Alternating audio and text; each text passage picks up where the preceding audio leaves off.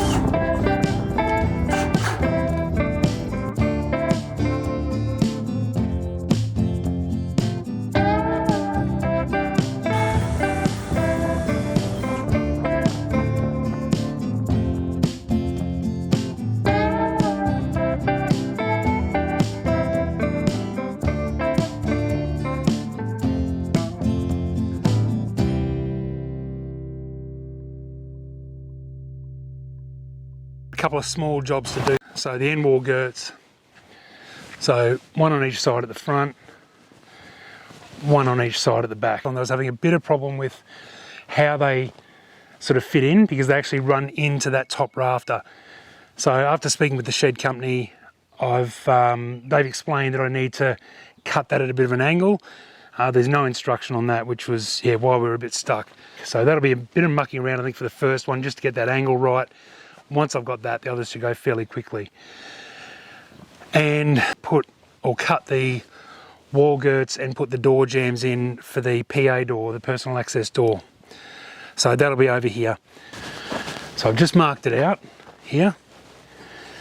So I've got it far enough, the door will swing out this way. I've got it far enough so it can latch back without going past the front of the shed there. So I'm going to go through and cut these now, and then we'll cut the door jambs to fit in there and fit around that top purlin.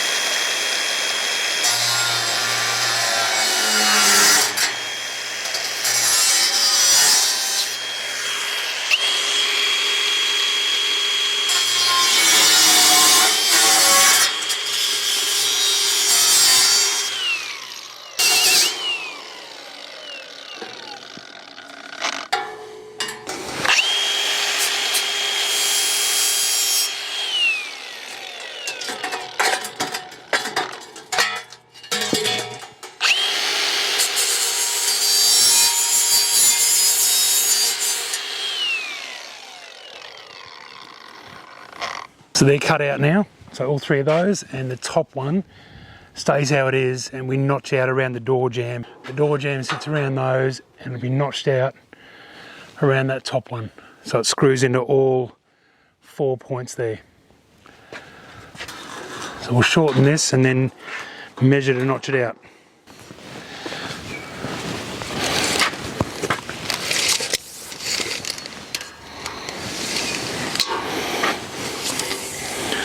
Now this should be 2.8. Yep, beautiful.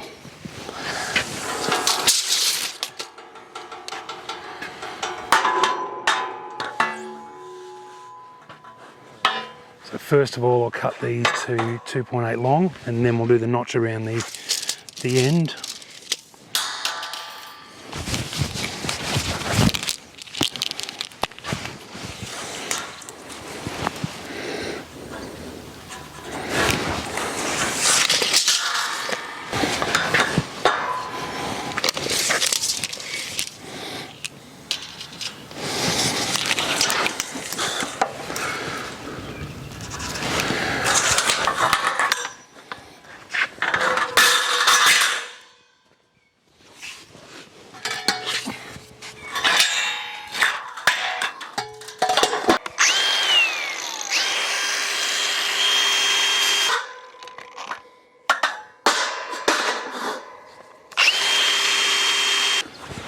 So it's notched out.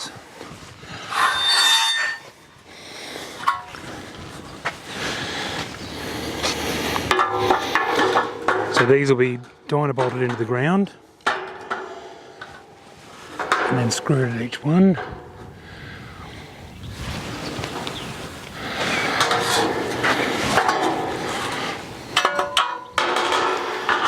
Just double check that measurement for 100 mil.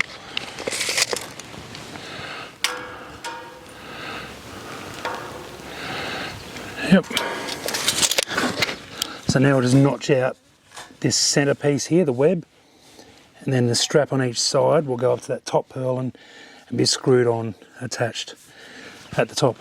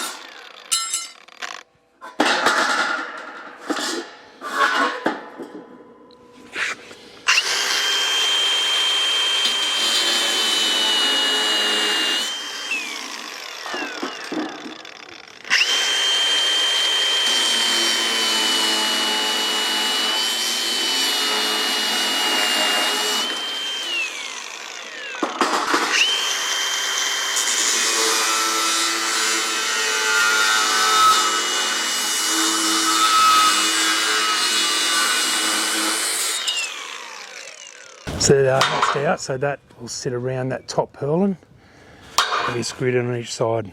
So I'm just going to get a bit of gal paint and give that a spray, because it's an exposed metal now, it's not galvanised, so I'll give that a bit of a spray just to help protect it.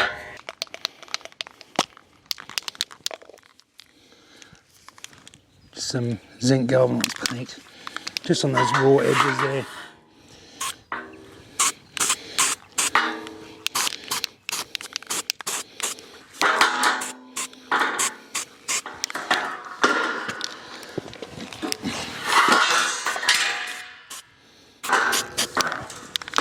I'll do these ones too.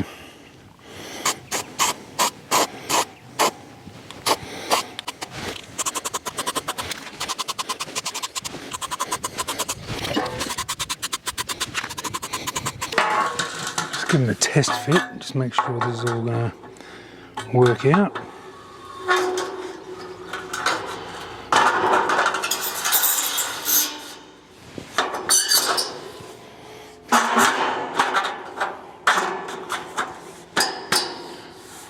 Beautiful. So that's the jams just stood up, they're not fitted in yet. They'll be screwed in up the top here, and then on each ball girt, both sides, and dyno bolted into the bottom. I've got to fit those brackets now. So these brackets just fit inside, screw it on, just make sure they're level on the end. And in the centre.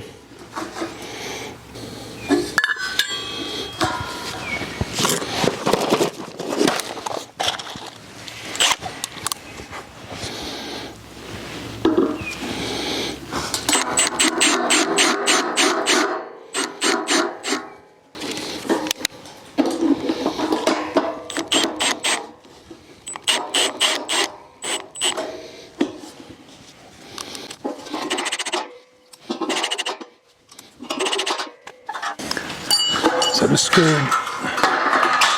one end on, and do the second one.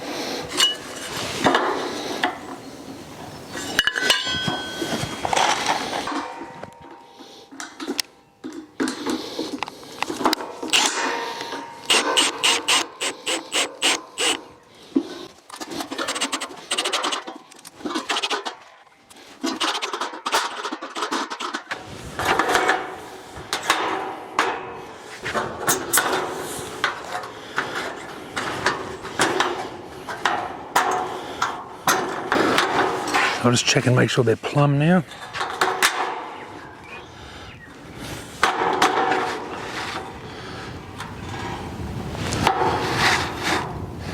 So before I screw them in at the purlins, I need to mark out and screw these holes for the dyno bolts. So I'll do that first.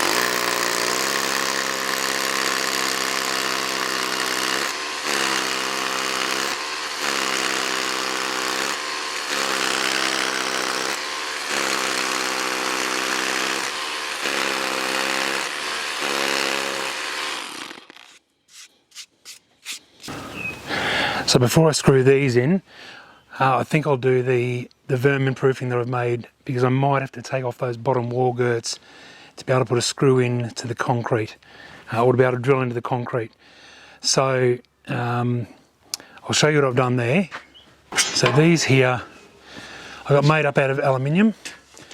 Now I was looking around at different options for vermin proofing, and for this size shed, which isn't a huge shed, 10.5 by 9.5, it was going to cost about $1,000 for vermin proofing. So I got these made up out of aluminium. So basically this here will sit up on the concrete on the floor, then it'll drop down on the outside of the slab, and then this lip here is where the cladding will sit down into. So there's about a 20mm drop there. So concrete here, drop down, and the cladding will be here. So that'll stop any mice or snakes or anything else getting up between the cladding and the slab. So that's all that does.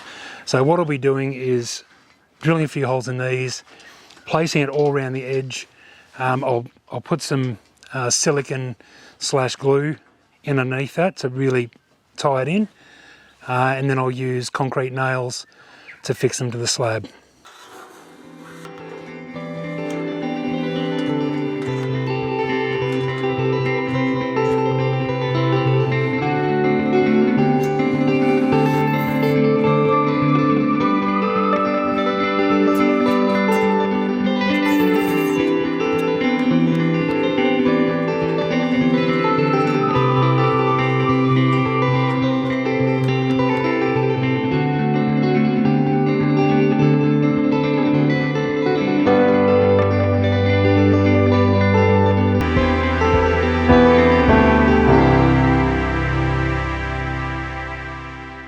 Thanks for watching today's video. Please share, like, and don't forget to subscribe. We'll see you again next time with 20 Acres to Home.